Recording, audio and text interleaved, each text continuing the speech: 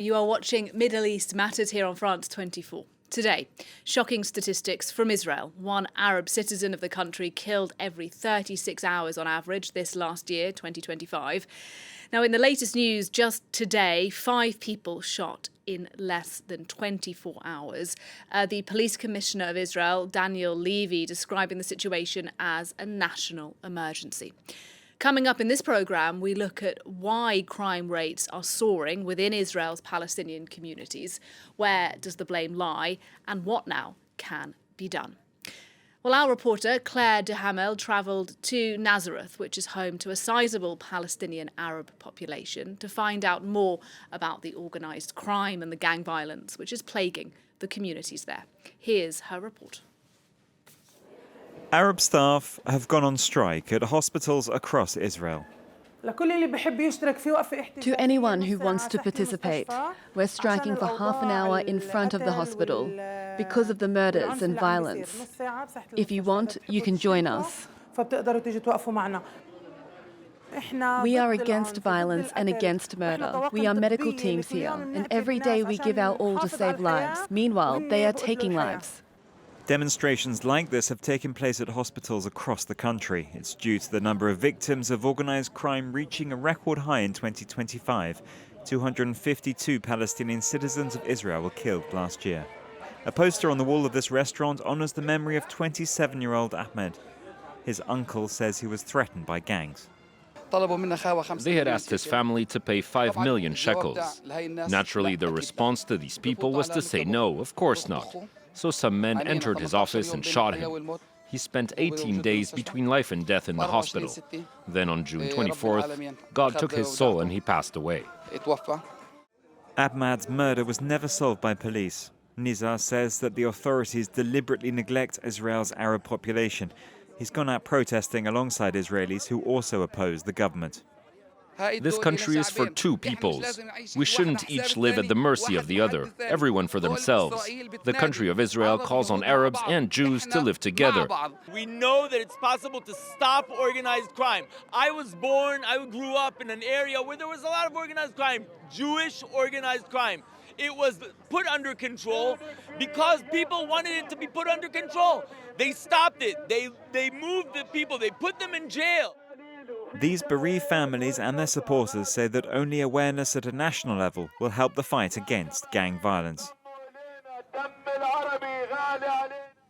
Well, to keep talking about this story on the programme, I'm very pleased to welcome live now Ibrahim Abu Ahmad. He's a peace and political activist and himself a Palestinian citizen of Israel. Hello to you and thanks for speaking to us today on France 24.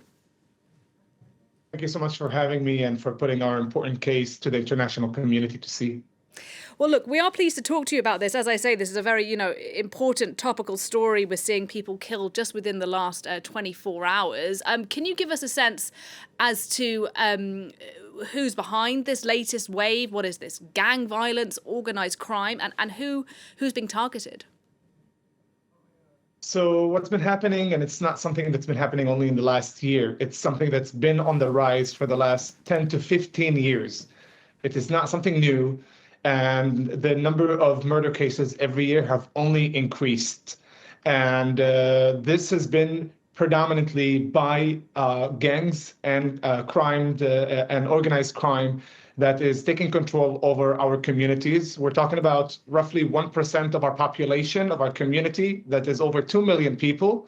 Only 1% is terrorizing the entire community, seeking protection money from businesses all across the country, as well as taking control over even threatening municipalities and trying to take budgets and taking control over budgets that are allocated for the local community, for cities to develop, but they're being taken control by the organized crime. It's over 80% of murder cases among Palestinian citizens in Israel are conducted by the organized crime, and the vast majority is also unsolved. Look, and as you say, rates of violence within the Palestinian community have been high for a long time, but last year they hit new unprecedented levels. How do you explain that, why we're seeing this rise in violence now? I mean, how much blame do you put, for example, on this particular government of Benjamin Netanyahu? Listen, I mean, right before this government took office in 2023, in the year 2022, we saw for the first time in the last 10 years a drop in the number of murders after the previous government had allocated a special program called the Safe Track program that has actually reduced the number of murder cases from 121 in the year before to 106. Now, I know it's a very small margin, but every soul is a precious one. And that program was supposed to be a long-term one. But as soon as this new government took office with the so-called Minister of National Security, then he dismissed this program entirely and dictated that he will be the new boss in town. But we saw that the crime is only increasing, and that he doesn't really care about what's happening in the Arab community. Listen, I only heard him just recently on Sunday speaking to an interview, and he said, we want to take care of the crime. 3 years after being in office, you're still using the terminology of this is something that we want to do. It's something that you should be already doing for the past 3 years. And that small slip of mouth indicates the kind of attitude he has towards crime in our community. It's not something on his top of his agenda. It's only a populist statements for his personal base, rather than being a real minister that will take charge and look for real programs. We haven't seen a real single program to reduce the crime, except for saying only for the Jewish community, you are allowed to take a license for weapons and to be safe. Of course, if you're an Arab citizen, you're not going to be able to take a license for a gun to protect yourself or your family, but he's focused his efforts on bringing ammunition and guns to the Jewish community to protect themselves, leaving the Arab community completely vulnerable from Palestinian citizens of Israel. But I also want to include other members who are Arab citizens, like the Druze community that is also sitting under threat, and for this predominantly is not part of the Palestinian people as a peoplehood for the most part. They're Israeli citizens. Some of the allegations against us is about enforcements of the police and things like that, but we see it also happening to the Druze community that has been recruiting in the police in high numbers, but have seen the same threats to their community. And look, you've been talking particularly about Itamar Ben-Gvir, the security minister, as he's called. There are, though, people within your community, within the Palestinian population of Israel, who say, look, this is about more than just one government. Actually, this is an institutional problem with Israel, even an institutionally racist problem towards its Arab citizens. What do you make of that? Absolutely. I mean, when we're speaking and when we're hearing the statements that are coming out from the government these days, the way that they're treating the situation is that it's a cultural issue, that we as Palestinians are culturally violent, and it's because of our culture that we see these murder cases. But if we look at the West Bank, for instance, right across from us, people who are our immediate relatives, cousins of people who are in Israel, the crime rates in Israel are 10 times the number of crime and murder cases within the West Bank. Does that mean that the West Bank security for Palestinians is better than the Israeli security? Are they different than us? No, we're part of the same culture, we're part of the same people, but we see that the neglect of our issues is causing and leading and allowing a vacuum that is filled by organized crime. Organized crime is something that can expand and can happen to any community across the world. When you do not have deterrence, when you do not have enforcement, unfortunately, bad people will take advantage of it. And that's not something that is only unique to us. We can see it in every community across the world. Neglected communities, there is a place and a vacuum that organized crimes and people who try to take advantage of that vacuum do take place, and they are the ones who set the tone instead. The institutional problem is not only by the government, it's an institutional problem that we see within the police force themselves. Your report was in Nazareth, and there has been a long-standing view among Palestinian citizens of Israel that the police in Israel is part of the problem. And when we see that just recently, the mayor of Nazareth was arrested for taking part of organized crime, himself with a local organized mob inside Nazareth.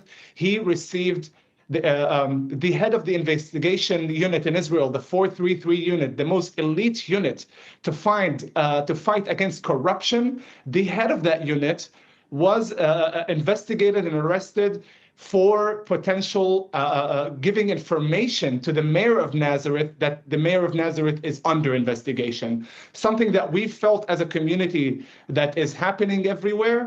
We see proof to it right in front of our eyes. When people report to the police, even anonymously, somehow these mobsters know about it and they know exactly who reported. Our community is terrified because they see that the police is part of the issue. Yeah. When somebody calls the police and try to report over somebody who is selling illegal weapons in their community, and the answer that they get is, we're very sorry, but we're talking about someone who is a informant for us. Can you imagine that? The police looks as informants are more important for the state rather than the security of people by this person who's selling illegal weapons that are used for what? For killing people.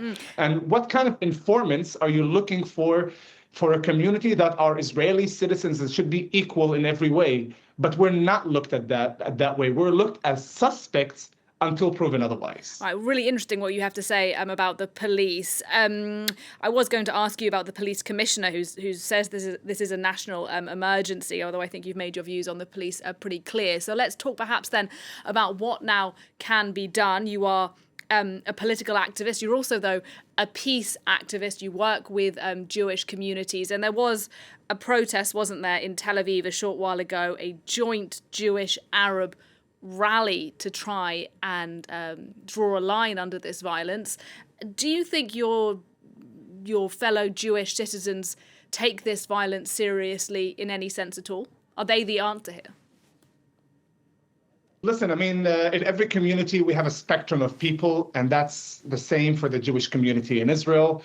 We saw an incredible group of people who have seen themselves as our allies in this case and allies in fighting against a crime and looking for a better future on this land for Israelis and Palestinians, Arabs and Jews alike. And they have been standing by us and protesting with us.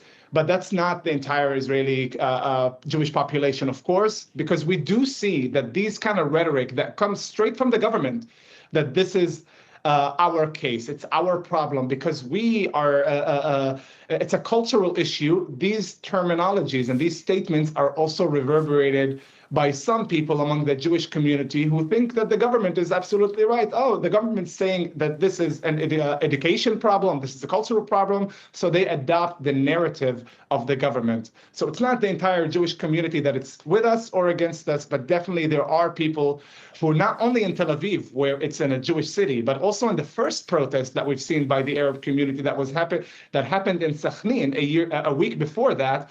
We saw a lot of Jewish people who came to Sakhnin, to an Arab Palestinian town, to join the protest and to stand by us shoulder to shoulder and to stand against the crime. Ibrahim Abu Ahmad, really interesting to talk to you today about that violence within the Palestinian community in Israel. Really good to get your take on this. Thank you for your time.